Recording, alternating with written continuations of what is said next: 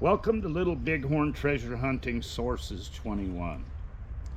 I'm sharing and trying to validate the native Indian written language of Togia so everyone, as well as history, can benefit.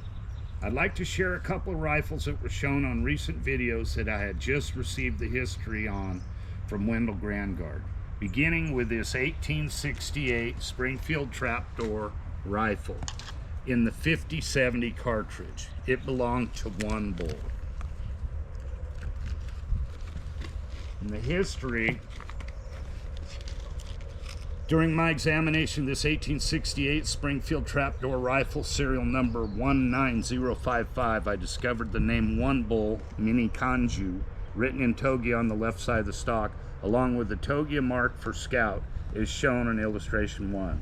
I found One Bull Mini Kanju written again on the left side of the action, along with the Togia marks for Scout and Akasita Police, as shown on illustration 2. One Bull and Mini Kanju Lakota Sioux was born in 1837. One Bull surrendered with Hump at Buford in 1881 at the Standing Rock Reservation. And then the next rifle that we have is one previously I filmed, and I stated that this was the symbol for Scout. I was wrong in this case. Remember that there are similar symbols for the different words. Everyone needs to know, again, I am a student trying to validate the Togia language, not an expert, and don't pretend to be one. Wendell Grandgard has proven to me that he is an expert of Togia, as well as Native American history of the Northern Plains Indians. It was destiny and a blessing to our Indians and their history that he met Benjamin Black Elk. This rifle is an 1870 model Springfield Trapdoor rifle in 50-70 that belonged to Howling Horse. Now, I have found on these that maybe, and I've got to discuss it with Wendell, that the tacks are more band marks and prayer buttons, and I've seen prominent marks even without the, what Wendell tends to call buttons on them. And the history on Howling Horses, during my examination of this U.S. model 1870 Springfield Trapdoor rifle, serial number 24756, and now that's only on one part, it's not on the receiver. So I tend to think this might be cleanup parts from the 1868 and 1869 models. But he found the name Howling Horse, Dakota, Oglala, written in Togia on the left side of the stock, as shown on illustration 1. And then it says he found the brass button configuration of the Payaba band is found on the right side of the stock. 8 prayer buttons are found on the fore end of the stock.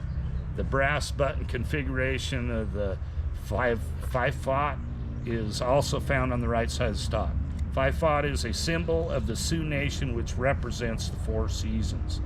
Howling Horse was born in 1849 to Oglala, Dakota parents. He fought in the Indian Wars as a scout for Crazy Horse. He never surrendered but returned to the reservation after Crazy Horse's death in 1877, where he settled in the White Clay District. Next, we have a 1873 first model trapdoor rifle. You've been shown several of the first model trapdoor carbines under serial number 43,700. Only around 20,000 were carbines, the rest were rifles. According to the book documenting the weapons used at the Little Bighorn, this rifle was made the beginning of 1874, and even the cavalry units had some rifles issued to the best shots in the companies. The rifles used the 45-70 cartridge, when the carbines were using the 45-55 cartridges. So the rifles had 15 grains more black powder per cartridge and were used for long-range shooting. They even had shooting contests to find the best shots.